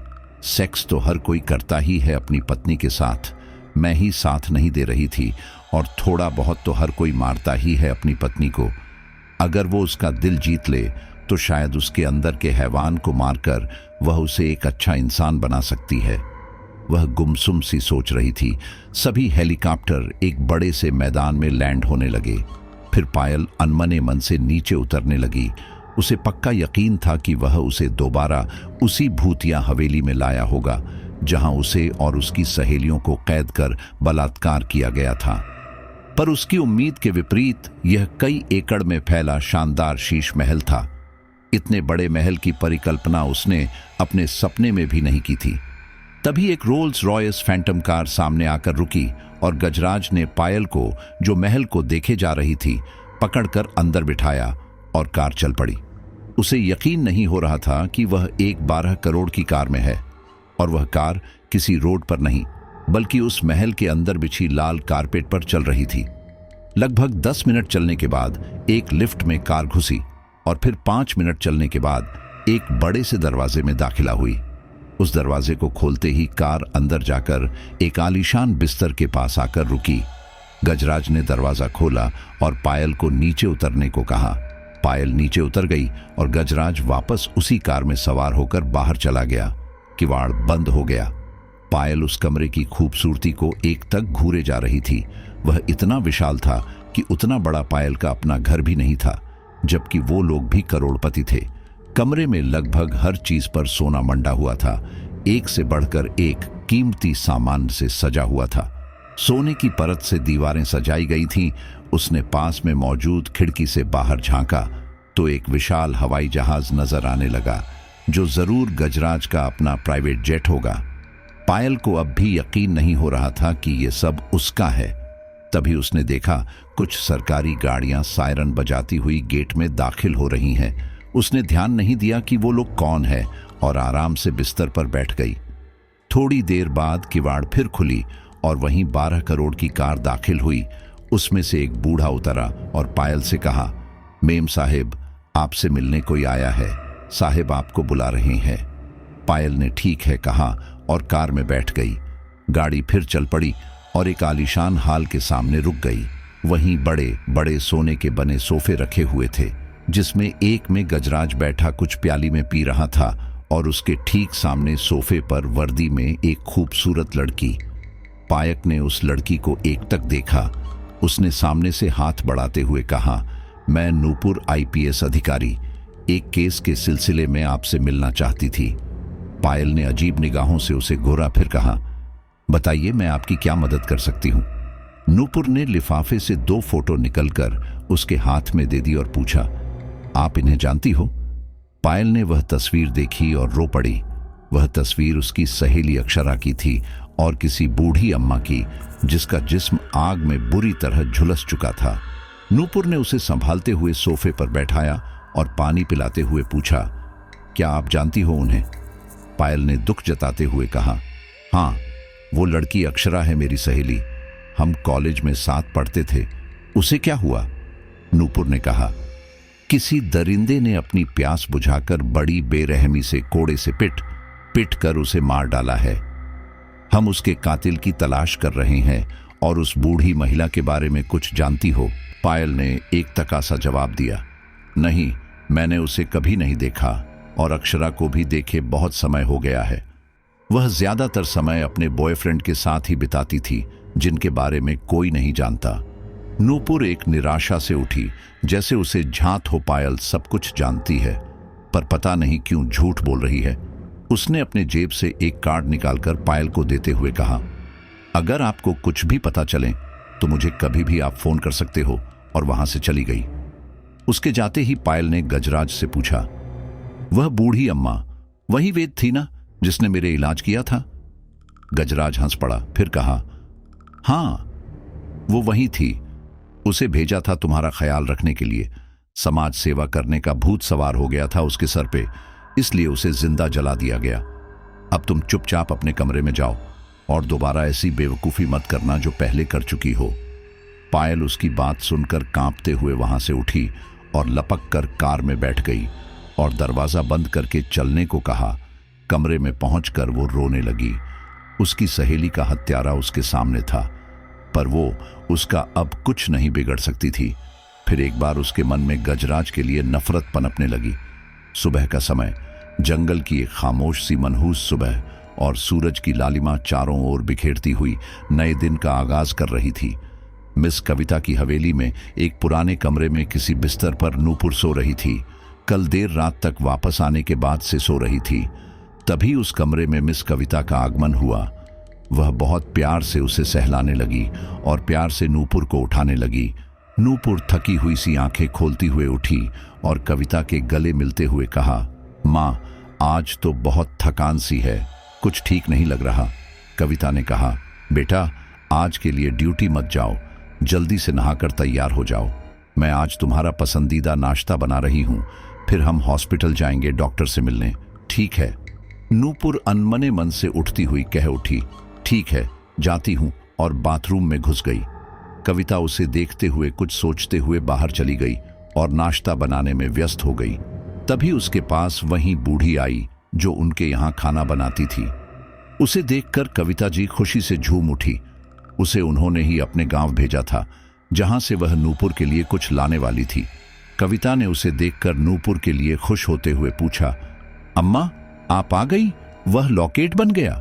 उस बूढ़ी अम्मा ने एक लकड़ी का छोटा सा बॉक्स कविता के हाथ में दिया, जिसे खोलकर उसमें मौजूद लॉकेट को हाथ में लेकर चूम लिया और कहा, इसी की तो जरूरत थी, मेरी नूपुर अब बिल्कुल ठीक हो जाएगी।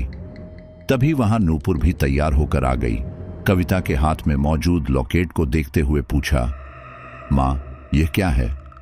कविता ने मुस्कुराते हुए उस लॉकेट को नूपुर के गले में डाला और माथा चूमते हुए कहा, यह सारी परेशानी का हल है बेटा, इसे कभी अपने जिस्म से अलग मत करना। नूपुर ने नजरें नीचे करके लॉकेट को घूरते हुए कहा, ठीक है माँ, आपने कुछ दिया है तो मेरे अच्छे के लिए ही दिया होगा, मैं इसे नहीं उतारूंगी। वह लॉकेट सोने का बना हुआ था। एक त्रिशूल, डमरू तथा नीचे एक रुद्राक्ष लटक रहा था। पीछे नाम लिखा था, नूपुर। उसे पहनकर नूपुर बहुत खुश लग रही थी। थकान भूल गई और उसमें एक नया ऊर्जा का संचार होने लगा। नूपुर के दिन अच्छे कटने लगे। वह रोज ऑफिस जाती और वापस आकर कविता की गोद में सर रख के सो जाती। एक दिन जब नूपुर अपने कमरे के बाथरूम में नहा रही थी कि उसका हाथ सीने में गया और वहां उसने उस लॉकेट को नहीं पाया। वह परेशान हो उठी। उसने पूरा घर छान मारा, पर वह लॉकेट उसे कहीं नहीं मिला। अब वह परेशान हो उठी, पर यह बात उसने कविता से छिपाई, क्योंकि वह उन्हें परेशान नहीं करना चाहती थी। तभी नूपुर का फोन बजा और उसने कान में लगा के बात करते हुए मन ही मन कहा, लो, लॉकेट के जाते ही फिर परेशानी शुरू, और ठीक है, मैं पहुंचती हूं, कहकर फोन कट कर दिया। जल्दी से नाश्ता करके कविता जी को बाय कहते हुए अपनी इनोवा में निकल पड़ी ड्राइवर के साथ। थोड़ी देर में उनकी गाड़ी एक पुराने घर में आकर रुकी। वहां पुलिस, एम्बुलेंस सभी मौजूद थे। इन इंस्पेक्टर कदम्ब ने उसे देखकर खुश होते हुए कार का दरवाजा खोला और बड़े अदब से नूपुर को अंदर ले जाने लगा।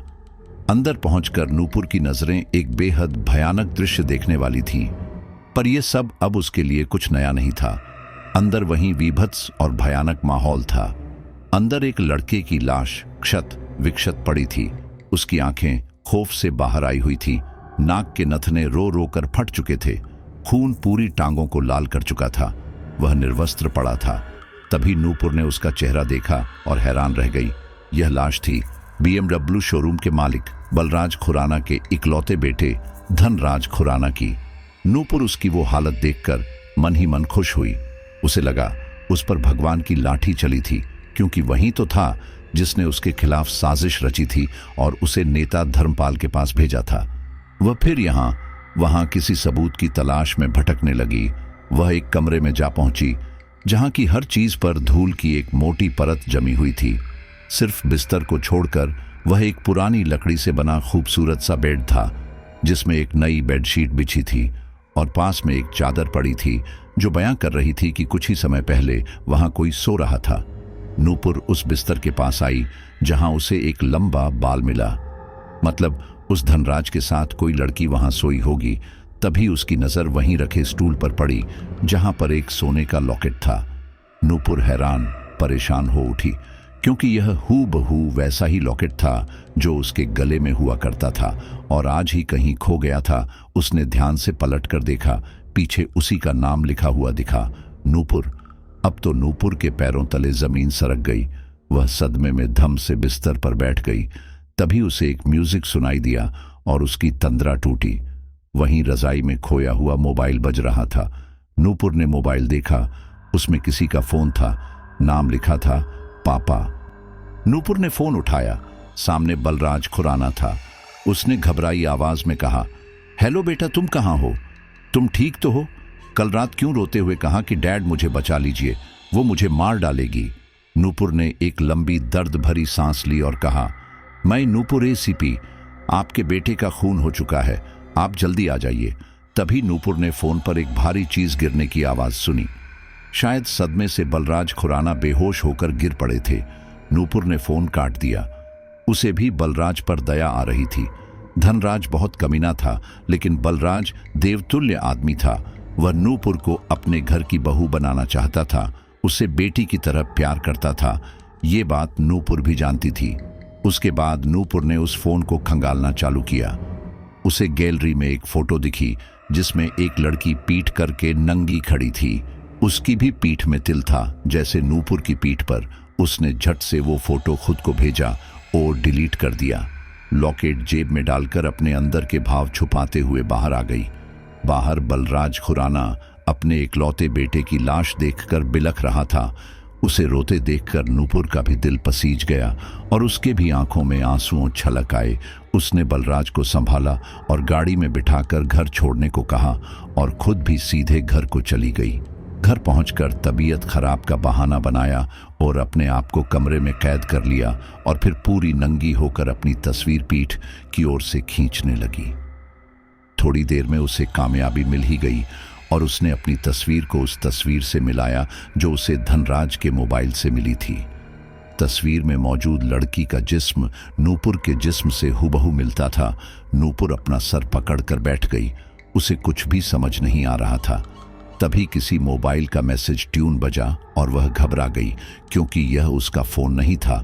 उसने घबराकर अपने पेंट की जेब में हाथ डाला जिसे उसने अभी पहना था। यह मोबाइल धनराज का ही था। वह जल्दी जल्दी में फोन वापस रखना भूल गई थी। उसने फिर उस फोन को खंगाला तो उसे अनगिनत अश्लील वीडियो मिले जो कि ब्लू फिल्म थी। एक तो उसकी खुद की थी, जब धर्मपाल ने उसके साथ बलात्कार किया था, वो वीडियो भी थी।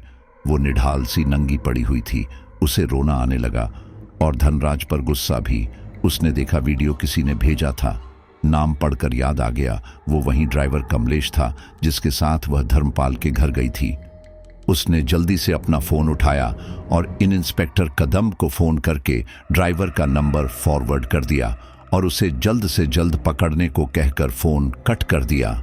उसके बाद नूपुर धनराज के मोबाइल में खो गई। उसमें 1000 से भी ज्यादा अश्लील MMS और वीडियो थे। नूपुर ने एक एक करके सभी को देखा, पर बाद में उसे बहुत अजीब लगने लगा, क्योंकि उस तरह के वीडियो को देखकर एक जवान लड़की जिस कामुकता को महसूस करती है वो उसे जरा भी महसूस नहीं हो रहा था, जबकि वह अब भी पूरी नंगी होकर वीडियो देख रही थी। उसे बहुत अजीब लगा। उसने सोचा शायद इसलिए ऐसा उसके साथ हो रहा है क्योंकि बलात्कार के बाद कई सालों तक उसने हस्तमैथुन नहीं किया था। उसे अपनी सेक्स लाइफ की चिंता सताने लगी और वह बेड पर पीठ के बल लेटकर वीडियो देखते हुए जन्नांग में उंगलियां डालने लगी। काफी देर तक फिंगरिंग करने के बाद भी नाकामयाबी ही हाथ लगी। उसने परेशान होकर फोन बिस्तर में पटक दिया। उसे ध्यान आया कि कविता के कमरे में उसने एक बैग देखा था जिसमें बहुत से सेक्स टॉय थे। उसने जल्दी से एक टॉवेल से अपने आप को लपेटा और भागकर कविता के रूम में जाकर बैग ढूंढने लगी। उसे वो बैग मिल ही गया और वह उस बैग को लेकर अपने कमरे में वापस आ गई। फिर वीडियो चालू करके एक लंबा प्लास्टिक का डील्डो लेकर अपने वर्जीना में डालकर अंदर बाहर करने लगी, पर फिर भी कोई नतीजा नहीं मिला। उसने गुस्से में जोर जोर से अंदर बाहर करना चालू कर दिया, जिससे आवाज आने लगी, पर कामुकता का एहसास उसे जरा भी नहीं हो पा रहा था। उसने गुस्से में वाइब्रेटर उठाया और उसे अपनी वर्जीना में अंदर तक डाल के फुल स्पीड में चालू कर दिया। इतनी स्पीड किसी भी जवान लड़की की हालत खराब करने के लिए काफी होती है, पर फिर भी इसका कोई असर उसे नहीं हो रहा था। वह गुस्से में बौखलाने लगी और बैग से दूसरा वाइब्रेटर निकाला। इसे उसने अपने पश्च द्वार में डाला और फुल स्पीड में चालू कर दिया। अब उसके सामने और पीछे दोनों तरफ बड़ी तेजी से वाइब्रेटर चल रहे थे, जिसकी आवाज कमरे में गूंज उठी, पर इसका कोई असर उस पर नहीं हो रहा था। थक हार कर उसने सब कुछ अपने जिस्म से बाहर निकालकर फेंका और सिमट कर रोने लगी। उसे लग रहा था कि उस बलात्कार के बाद ऑपरेशन से उसके शरीर की औरत मर चुकी है और अब वह सारी उम्र न कभी शादी कर सकती है और ना ही मां बन सकती है। वह कोने में दुबक कर फुट फुट कर रोने लगी और रोते रोते कब आंख लग गई उसे पता नहीं चला। लगभग 3 घंटे सोने के बाद उसके फोन ने उसे जगा दिया। सामने से इन इंस्पेक्टर कदम का फोन था। उसने कहा, मेम, हमने उस ड्राइवर को पकड़ लिया है, आप जल्दी आ जाइए। नूपुर ने रोष भरे स्वर में कहा, ठीक है, मैं जल्दी आती हूं, और जल्दी जल्दी तैयार होकर निकल पड़ी। उसने अपनी वर्दी पहनी थी। आज उसकी गाड़ी की स्पीड 100 के पार थी। उसके हाथ उस आदमी को थप्पड़ मारने के लिए फड़फड़ा रहे थे। वह आखिरकार पुलिस स्टेशन पहुंच गई और पहुंचते ही उसकी नजरें यहां वहां उसे ढूंढने लगी। बहुत जल्दी उसे वह ड्राइवर एक सेल में बंद मिल ही गया, जो कि चीख चिल्ला रहा था कि मुझे क्यों पकड़ा है, मैंने किया क्या है। नूपुर ने एक हवलदार को उसे खोलकर बाहर लाने को कहा और उसने तुरंत हुक्म बजाते हुए कॉलर पकड़कर घसीटते हुए नूपुर के सामने लाकर खड़ा कर दिया। उसे देखते ही नूपुर ने सीधे 1-2 थप्पड़ उसे जड़ दिया और वह आग बबूला होकर गंदी गंदी गालियां देने लगा। हरामजादी, कूतिया कहीं की, तेरी हिम्मत भी कैसे हुई मुझे मारने की? तुझे तो उसी वक्त मार देना चाहिए था जब धर्मपाल ने तुझे अच्छे से बजाया था। नूपुर ने और एक थप्पड़ जड़ा और हवलदार ने उसको दबोच लिया। उसने गुस्से में खा जाने वाली नजरों से नूपुर को घूरते हुए कहा, हरामजादी, तू बाहर मिल, नंगा करके तेरा नहीं सिला तो मेरा नाम बदल देना। ये थप्पड़ तुझे बहुत महंगा पड़ेगा, याद रखना। नूपुर ने आदेश दिया, इसे पूरा नंगा करके टॉर्चर रूम में बांधो, मैं अभी आ रही हूं। हवलदार उसे खींच कर ले जाने लगा। उसने हैरानी से पूछा, अबे हरामखोर, तू क्यों उसकी ड्यूटी बजा रहा है? कितना पैसा दिया उसने तुझे? हवलदार ने भी एक उसके गाल पर सितार बजाया और कहा, जानता भी है वो कौन है? इस शहर की नई एसीपी है, कुछ दिन पहले ही यहां आई है और लगता है तू तो उसका खास मेहमान है। देख, तेरा क्या करती है वो? अब तो वह ड्राइवर भी डर से थर थर कांपने लगा और हाथ जोड़ने लगा। भैया भैया, मुझे नहीं पता था कि वो कौन है।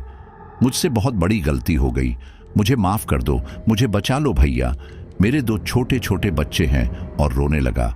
उस हवलदार ने उसकी एक ना सुनी और पूरा नंगा करके लटका के चला गया। वह रोता चीखता चिल्लाता रहा। उसे अब बंधे हुए कपकपी होने लगी। वह एक गंदा बंद बदबूदार कमरा था जिसमें नाम मात्र की रोशनी थी, और ये तो उसे पक्का मालूम था कि नूपुर अपने साथ हुए हर अन्याय का बदला उसी से ही लेगी। वह सोच ही रहा था कि फिर एक बार दरवाजा खुला और नूपुर 2 हवलदारों के साथ आ धमकी। उसके हाथ में एक मोटा डंडा था। उसे देखकर उसकी सिट्टी पिट्ठी गुम हो गई और वह डर से थर थर कांपने लगा और मिन्नतें कर ही रहा था कि नूपुर ने अपना पहला वार कर दिया। उसकी पीठ पर एक बहुत गहरा लाल रंग का जख्म उभर आया और वह कलाप उठा। वह संभाला भी नहीं था कि नूपुर ने और 2-4 रसीद कर दिए। वह मारे दर्द के चीख पड़ा, मां मर गया।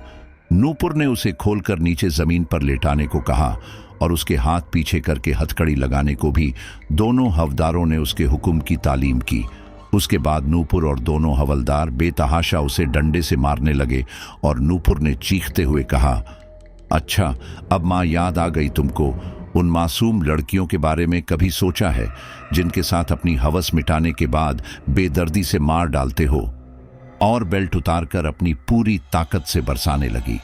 वह दर्द से किसी पानी से बाहर निकली मछली की तरह तड़प रहा था और नूपुर पागलों की तरह उस पर कोड़े बरसा रही थी। उसके बाद वह बेहोश हो गया।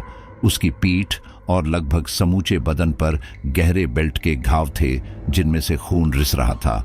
नूपुर ने दोनों हवलदारों को उसे उठाकर टेबल पर औंधे मुंह बांधकर लेटाने को कहा और कमरा छोड़कर चले जाने को भी उन्होंने वैसे ही किया और दरवाजा बाहर से बंद कर दिया। अब नूपुर उस ड्राइवर के साथ अकेले थी। नूपुर ने एक मग उठाया और ठंडा पानी उसके सर पर उड़ेल दिया। वह भय से चीखता चिल्लाता हुआ उठा, मैडम मैडम, मुझे माफ कर दो, मुझे छोड़ दो। नूपुर ने कहा, जरूर छोड़ दूंगी, पहले बलात्कार का स्वाद तो चखा दूं। और उसके जख्म पर नमक लगाकर घिसने लगी। वह कलाप कर रोने लगा और चीखने चिल्लाने लगा। उसके बाद वह उसके पीछे टांगों के बीच आकर खड़ी हो गई। वह ड्राइवर समझ चुका था कि आगे अब क्या होने वाला है। वह भय से चीखा, नहीं, भगवान के लिए नहीं। तभी नूपुर ने एक सेक्स टॉय लिया और पूरा एक ही बार में बिना लुब्रिकेंट के अंदर डाल दिया। वह अपनी पूरी ताकत से चीखा। बाहर उसकी आवाज सुनकर दोनों हवलदार बातें करने लगे। जो मैडम कहती थी कि किसी के साथ भी मारपीट करने से अच्छा इतने सबूत उसके सामने लाकर रख दो कि वह खुद अपना गुनाह कबूल कर ले, अब उनसे ऐसी बर्बरता की उम्मीद नहीं थी। उधर बंद कमरे में नूपुर अपनी पूरी ताकत से उस ड्राइवर के साथ रेप कर रही थी। वह दर्द के मारे चीखें जा रहा था। चीख चीख कर उसका गला बैठ चुका था। नूपुर ने उसे चिढ़ाते हुए कहा, धर्मपाल ने मुझे बजाकर सही किया था ना, तो अब मैं तुम्हें बजाकर ठीक तो कर रही हूं ना। वह ड्राइवर मिन्नतें करने लगा, मुझे छोड़ दो मैडम, प्लीज, अब और नहीं सहा जाता। उसके बाद नूपुर ने कहा, ठीक है, और उससे अलग हो गई। अब वह चैन की सांसें लेने लगा और आंखें बंद करके वहीं पड़ा रहा। इधर नूपुर ने वो सेक्स टॉय उतारकर फेंक दिया क्योंकि उसमें बहुत सारा खून लगा था। फिर अलमारी में से एक स्टोव निकालकर आग लगाने लगी। धीरे से आग धधक उठी। उसके बाद उसने एक बोतल तेल लिया और उसका ढक्कन खोलकर टेबल पर रख दिया और एक कार्टून बॉक्स टेबल के पास लेकर आई जिसमें ढेर सारी कांच की खाली बियर की बोतलें भरी थीं। उसने एक बोतल को रुमाल से पकड़ा और उस बोतल की गर्दन को आग में तपाने लगी। जब वह एकदम लाल हो गया तो उसने उस बोतल की टिप पर कुछ बूंद तेल की गिराई और सीधे ही एक झटके में उस ड्राइवर की गुदा में डाल दिया। वह अचंभित सा नींद से जागा और इतनी जोर से चीखा कि कमरे की दीवार तक थर्रा उठी और वह अपने आप को छुड़वाने के लिए हाथ पैर मारने लगा। उसने एड़ी चोटी का जोर लगा दिया, पर उन मोटी जंजीरों को तोड़ पाना उसकी औकात से बाहर था। नूपुर ने उसके बालों से उसे उठाते हुए कहा, हरामखोर, जब किसी लड़की के पीछे राड डालकर उसकी आंतड़ियां बाहर खींचते हो ना, उस दर्द के सामने ये कुछ भी नहीं है। थोड़ी देर बाद जब वह बियर बोतल जो उसने ड्राइवर के पीछे डाला था वो ठंडा हो गया। नूपुर ने दूसरा पहले ही तैयार रखा था। उसने उसे निकालकर दूसरा तेज गरम वाला बोतल फिर डाल दिया। चिल्ला चिल्ला कर अब उसके नथुने फटने को थे। वह बुरी तरह कांप रहा था। नूपुर को लगा कहीं ये मर ना जाए, इसलिए उसने वह बोतल ठंडी होने से पहले ही बाहर निकाल दी। उस ड्राइवर को अब थोड़ा सा अच्छा लगने ही लगा था कि नूपुर ने कुछ सोचकर एक चौड़ा लकड़ी का टुकड़ा उसके पीछे डालकर बाहर चली गई। वह दर्द से तड़प रहा था और मिन्नतें कर रहा था, प्लीज इसे बाहर निकालो, बहुत दर्द हो रहा है, मैं मर जाऊंगा।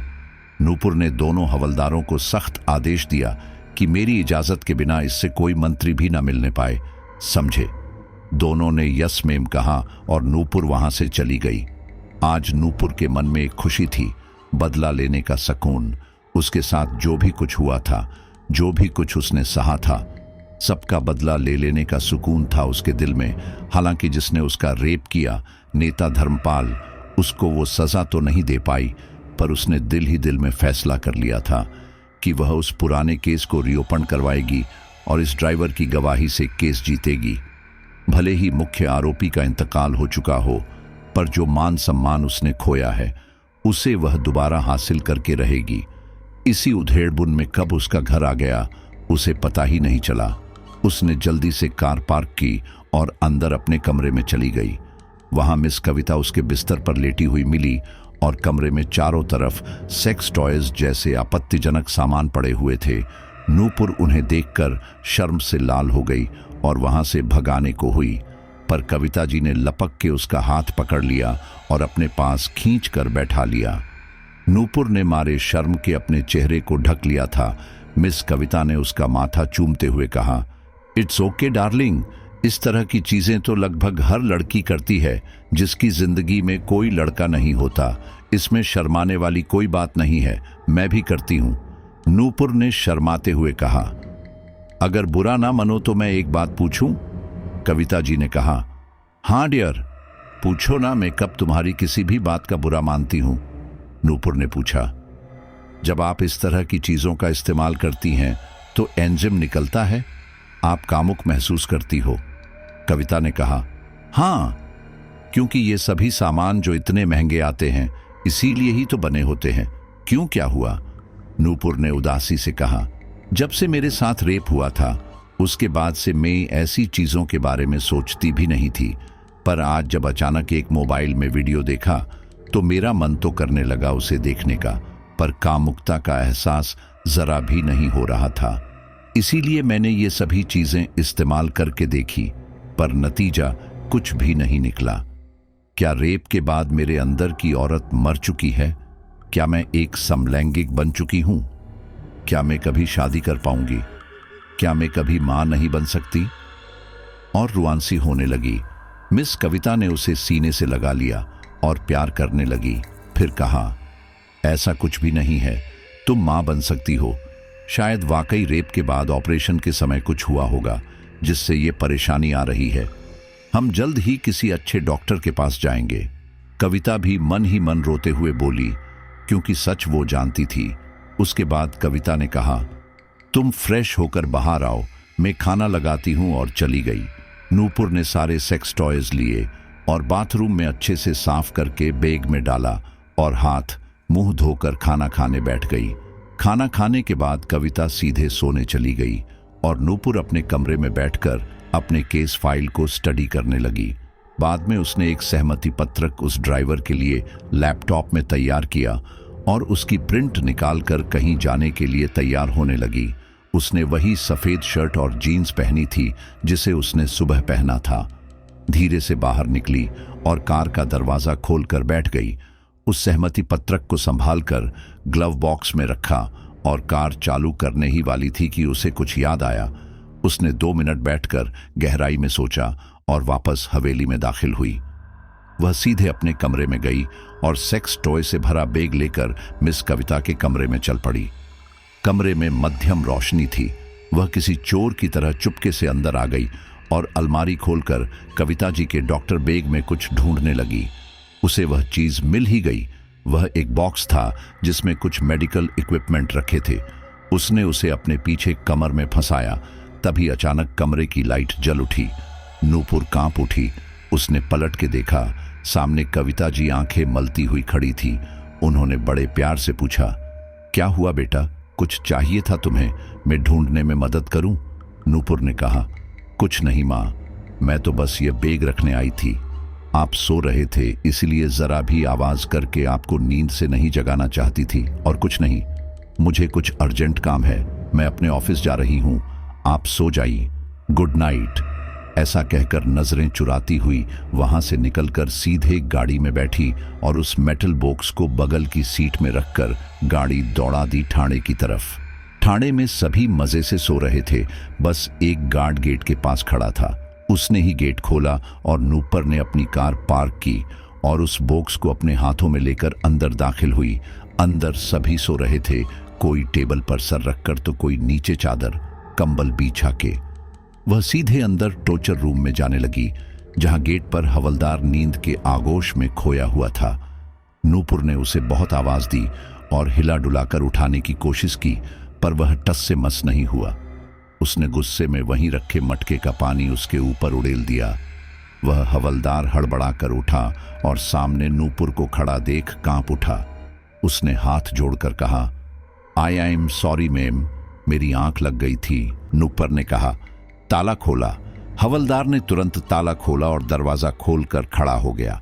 नूपुर अंदर गई और दरवाजा बाहर से बंद करने को कहा। हवलदार ने आदेशानुसार तुरंत बंद कर दिया। अंदर का नजारा बहुत खौफनाक था। मध्यम रोशनी में वह ड्राइवर एक टेबल पर औंधे मुंह लेटा हुआ था। उसकी गोरी टांगें खून से लाल हो चुकी थी और खून सूख चुका था। वह चौड़ा लकड़ी का टुकड़ा अब भी उसके घूंटे में फंसा हुआ था और वह मदहोश सा सोया पड़ा था। नूपुर उसके सामने गई और बड़े प्यार से उसका सर सहलाती हुई उठाने लगी। कमलेश, कमलेश, देखो मैं आ गई। नूपुर उसका नाम भूल चुकी थी, पर अब उसे याद आ गया था। समझौते पत्रक पर उसका नाम जो लिखना था, उसने केस फाइल से उसका नाम ढूंढा था। कमलेश बिल्कुल बेजान सा पड़ा हुआ था। नूपुर ने फिर आवाज लगाई, पर उसने कोई प्रतिक्रिया नहीं की। नूपुर उसके पीछे गई और उस लकड़ी को अपने घुटने से मारा जो उसके गुदा द्वार में फंसा हुआ था। अचानक हुए प्रहार से उसके बदन में इतना तेज दर्द का टेश उठा कि वह चीख पड़ा। उसकी आवाज से ठाणे में सो रहे सभी पुलिस वाले जग गए। नूपुर अब दोबारा उसके सामने आकर खड़ी हो गई। उसे देखकर वह पागलों की तरह चीखने चिल्लाने लगा, नहीं नहीं, मुझे छोड़ दो, मुझे जाने दो। नूपुर उसकी बात सुनकर हंसी और कहा, अब क्या हुआ, ऐसे कैसे छोड़ दूं मैं तुम्हें? हाँ, वैसे तुमने आज कुछ कहा था कि तुम मेरा सिलोगे, तो मैं सिलने का सामान लेकर आ गई हूं, पर एक छोटा सा प्लान में चेंज है। मैं तुम्हारा सिलने वाली हूं। वह रोया, नहीं मैम, मुझे छोड़ दो, मुझे जाने दो। नूपुर ने कहा, शट अप, और उसका बनियान उठा लिया जो वहीं पड़ा हुआ था और उसके मुंह में ठूसने लगी। वह रोए जा रहा था। उसके बाद वह उसके पीछे आकर खड़ी हो गई और लकड़ी के टुकड़े को निकालने लगी। वह लकड़ी का टुकड़ा काफी चौड़ा था और काफी गहराई तक फंसा हुआ था। उसने जोर लगाकर खींचा, तब वह बाहर आया। इसी के साथ कमलेश दर्द से तड़प उठा। उसके मुंह से गु गु गु की आवाज आ रही थी और पीछे से खून निकलकर फर्श पर गिरने लगा था। नूपुर ने वह बॉक्स बाहर निकालकर टेबल पर रखा जिसे वह कविता के बैग से चुरा कर लाई थी। वह असल में एक सर्जिकल बॉक्स था। उसने उसे खोला। उसमें एक ग्लव था जिसे उसने अपने हाथों में डाला और खून पूंछने के लिए कुछ ढूंढने लगी। कुछ नहीं मिला तो उसने अपना रुमाल निकाल लिया और उसी से कमलेश के प्राइवेट पार्ट से खून पोंछने लगी। कमलेश का गुदा फट चुका था और लंबा हो चुका था। इसके बाद नूपुर ने बॉक्स में से शरीर पर टांके लगाने वाला सुई निकला और धागा भी निकालकर टांके लगाने की तैयारी करने लगी। उसका भी एक सपना था कि वह डॉक्टर बने, इसलिए उसने YouTube से देखा था कि डॉक्टर टांके कैसे लगाते हैं। उसने जैसे ही नीडल कमलेश के जिस्म में चुभोया, वह दर्द के तिलमिला उठा और अपने आप को छुड़ाने के लिए एड़ी चोटी का बल लगाने लगा, पर सब बेकार। नूपुर धीरे धीरे टांके लगा रही थी और उसका रो रो कर बुरा हाल था। उसके मुंह में उसने कपड़ा ठूंसा हुआ था, वरना चीख चीख कर पूरा थाना सर पे उठा लेता। नूपुर को अब उस पर थोड़ी दया आने लगी थी, पर यह करना जरूरी था। उसने लगभग 5 टांके लगाए। कमलेश का रो रो कर बुरा हाल था। अगर नूपुर उसके मुंह से वो कपड़ा हटा देती तो उसका रुदन सुनकर थाने में मौजूद सभी पुलिस वाले आ जाते। उसके बाद एक बेहोशी का इंजेक्शन और एक पैरासिटामोल का इंजेक्शन भी लगाया। अब कमलेश बेहोश था। नूपुर ने अकेले ही उसे उठाया और पेट के बल जमीन में लेटाकर कंबल ओढ़ा दिया। उसके बाद दरवाजा खुलवाकर बाहर चली गई और बाथरूम में फ्रेश होने लगी। अब भी सुबह होने में लगभग 3-4 घंटे बाकी थे और नूपुर को भारी नींद सता रही थी।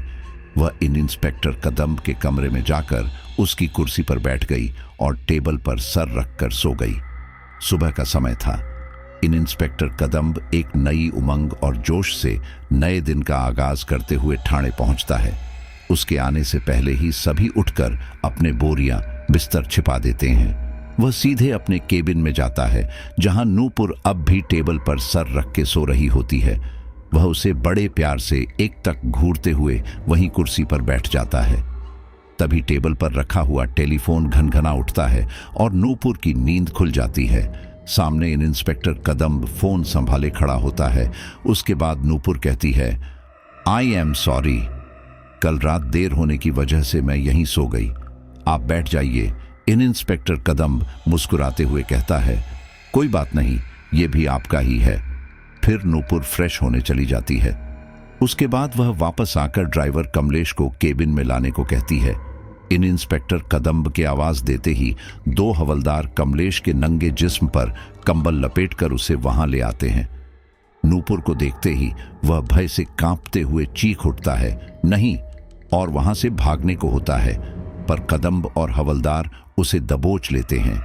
उसके आते ही नूपुर बड़ी सख्ती से उससे कहती है, तुम्हें इस सहमति पत्रक पर हस्ताक्षर करने होंगे।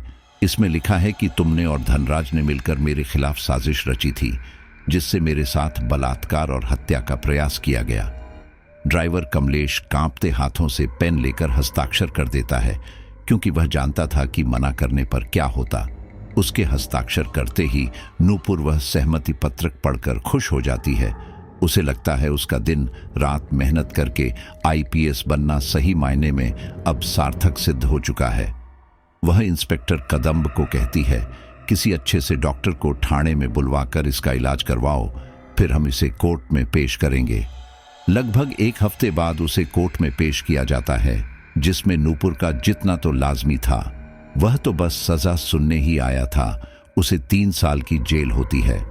नूपुर अपना आत्मसम्मान वापस पाने की खुशी में झूम उठती है और मिस कविता ने एक बहुत बड़ी पार्टी किसी शानदार होटल में रखकर अपनी खुशी जाहिर की। तो साथियों, अब इस स्टोरी को मैं यहीं पर रोकना चाहूंगा, क्योंकि आगे जाकर इस स्टोरी में एक भयानक शुरुआत होने वाली है।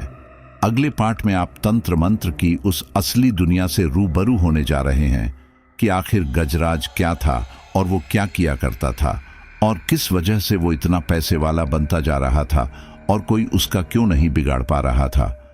और नूपुर वो अपने आप में ही एक अलग रहस्यमय है, क्योंकि कोई था जो बिल्कुल नूपुर के जैसे ही हम शक्ल रखता था, लेकिन वो एक भयानक साया था और वो नूपुर के दुश्मनों को मार रहा था। लेकिन खुद नूपुर को यह समझ में नहीं आ रहा था कि आखिर वो कौन था।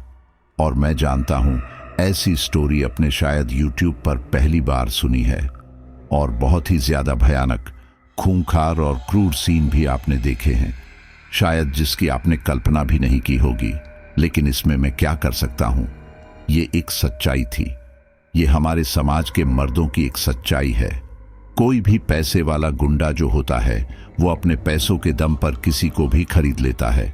उसके लिए कोई कानून, कोई पुलिस, कोई संविधान काम नहीं करता। समाज में स्त्री को हमेशा ही मर्दों की प्यास बुझाने के लिए इस्तेमाल किया जाता है। अब भले ही आपको यह बुरा लगता हो, लेकिन आप उस सच्चाई से मुंह नहीं मोड़ सकते। मैं जिस सच्चाई को आपको दिखाने की कोशिश कर रहा हूं, भले ही आपको यह सुनकर उबकाई आए और आप भले ही मुझे दोष दें कि मैं ऐसी क्या बेहुदा स्टोरी सुना रहा हूं, लेकिन एक्चुअल में जब किसी लड़की के साथ ऐसा होता है तो उसके शरीर के साथ यही दरिंदगी की जाती है। और आपको विश्वास नहीं है तो याद कर लीजिए, हमारे देश में होने वाले ऐसे कई केस हैं जहां हैवानियत के बाद लड़की की बॉडी बहुत ही भयावह हालत में मिलती है। लेकिन किसी को क्या फर्क पड़ता है? फर्क तब पड़ता है जब खुद की बेटी या बहन के साथ ऐसा कुछ होगा। मैं नहीं जानता कि इसका इलाज क्या है, लेकिन मैं यह जानता हूं कि यह प्रॉब्लम देश में बढ़ती ही जा रही है। यह एक मानसिक समस्या है जिसका इलाज हमें खुद को स्वयं के अंदर झांक कर खोजना होगा। और मैं दावे के साथ कह सकता हूं कि जब आप खुद के अंदर झांकेंगे तो आपको इस समस्या का समाधान भी मिल जाएगा। और यह है अपने कुछ खास फैमिली मेंबर्स के नेम: श्रीपद महादर, प्रवीण पौनीकर, आर्शब सिंह, राजू कुमार, तंद्रा पोल, ध्रुवी शाह, नितिन कुमार अग्रवाल, पलक चौधरी, संयम जैन। चलिए इंतजार कीजिए, मैं बहुत ही जल्द आपके लिए स्टोरी का अगला पार्ट लेकर आऊंगा। तब तक के लिए आप चैनल पर बाकी स्टोरीज का आनंद लेते रहिए। आपको मेरा प्यार भरा नमस्कार।